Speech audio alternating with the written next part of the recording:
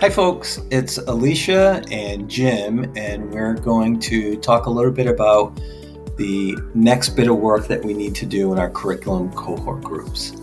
So I will start off by just explaining that we're going to send you a form. The form has six sections to it. We really want you to spend from now until May 4th focusing on completing section 1 and one additional section. And then by May 11th, completing as many of the other sections as you can. So the first section is dealing with explaining this response form. You're going to simply go in, find out what curriculum cohort group you're a part of, the grade level that you're reviewing, and your gut reaction. Was it a yay or nay vote? Like, we don't want you to think about it, just yay or nay, based on your initial vendor meeting and any recent perusal of the curriculum that you've done. You can answer any of the questions that are there, giving us some highlights or red flags. So it's a quick 5 minutes. Give us some of your gut reactions. And then that brings us to section 2. Okay, hi everybody. So I'm going to share with you a bit about section 2. What we're going to ask you to do in this part is just take a deep dive into the scope and sequence for your specific grade level that you're reviewing. So if I'm looking at grade 5, I'm just going to be looking at the grade 5 scope and sequence at this point. And what we're going to ask you to do is we're going to ask you to review each of the strands from Scarborough's rope and decide if there was evidence of instruction in each of those areas. So based on your scope and sequence review, did you see some evidence of phonological awareness?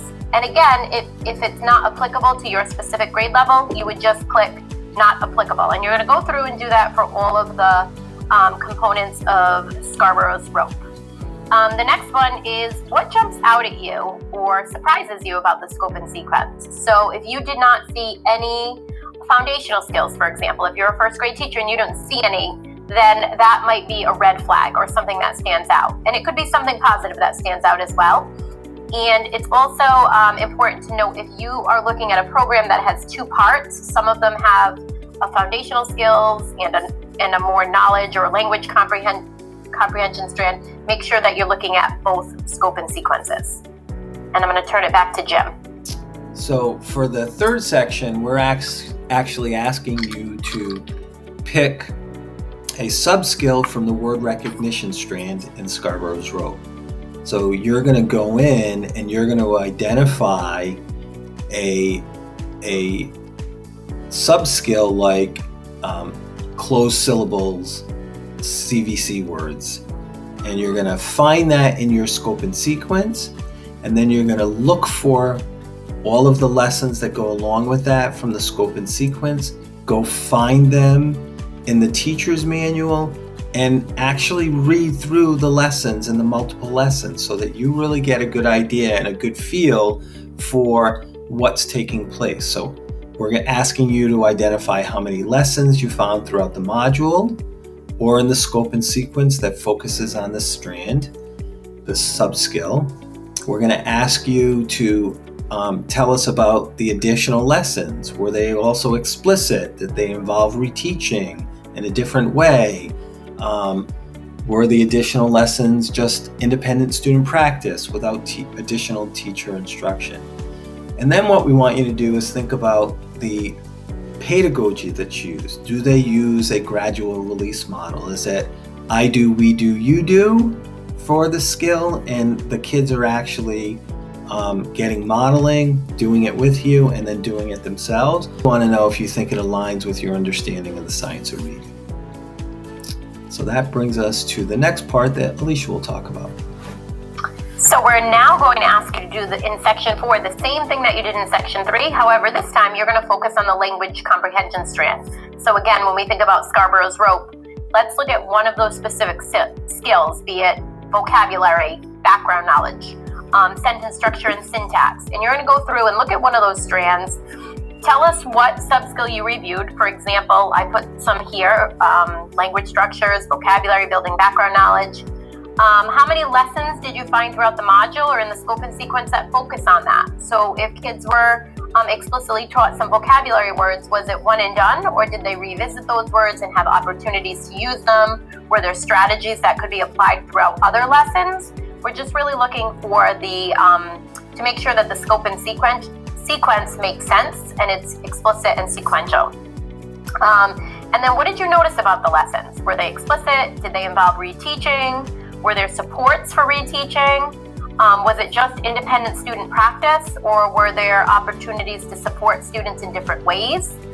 And then again, looking at that gradual release model, like were students explicitly taught how to do something? So an I do, we do, you do, where we gradually release that model. So we gradually release responsibility to students and they're able to do it independently. And again, do they offer options to teach this skill in a multisensory way?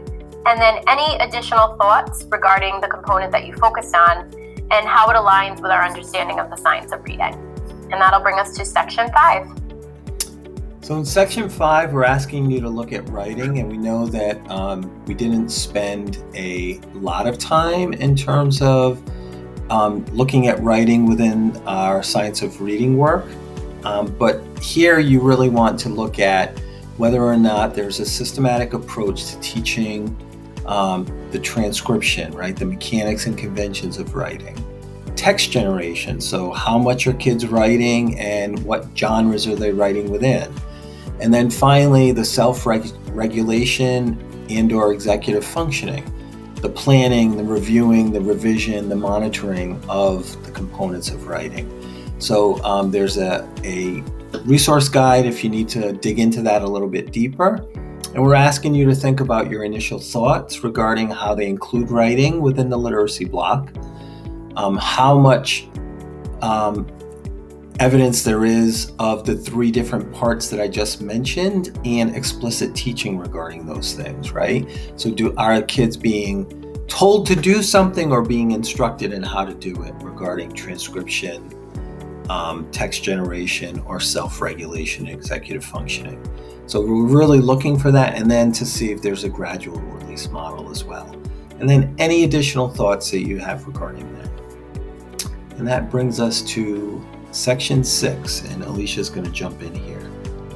Okay, so our last section is once you get through all of the previous sections and you're still not really sure where you're falling with this curriculum that you're looking at, we're going to ask you to look at the Ed Report documents, the vendor self-assessment, and or the Q&A document that we have for each particular vendor. Go in there, spend a little time in there. What does Ed Report say? What does the vendor say? If you are not seeing something, the vendor had to do a self-assessment, so where are they seeing this that maybe you missed it? And we're going to ask you to just tell us your thoughts after reviewing those additional resources. And at this point, what are your thoughts regarding the curriculum after completing sections 1 through 6? We had you do an initial gut reaction before you really were able to take a deep dive into these materials. And now you took a deeper dive, still not into everything, but you know a little bit more about the resources and materials. What are your thoughts?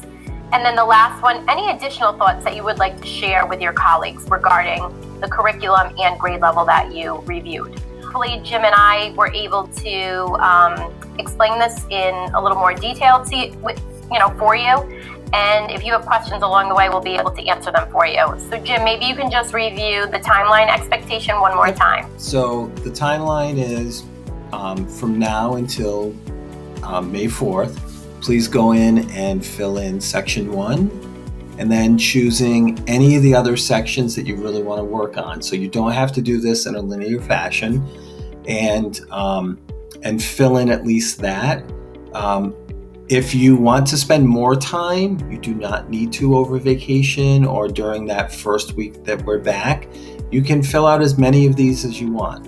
What we're really hoping is that by May 11th, we have the majority of these sections filled in by each person so that it can help us with our next steps. If you need any help with anything, let us know and we'll do what we can to assist you. So we look forward to hearing what people have to say about digging deeper into their curriculum. And we'll see you on May 4th.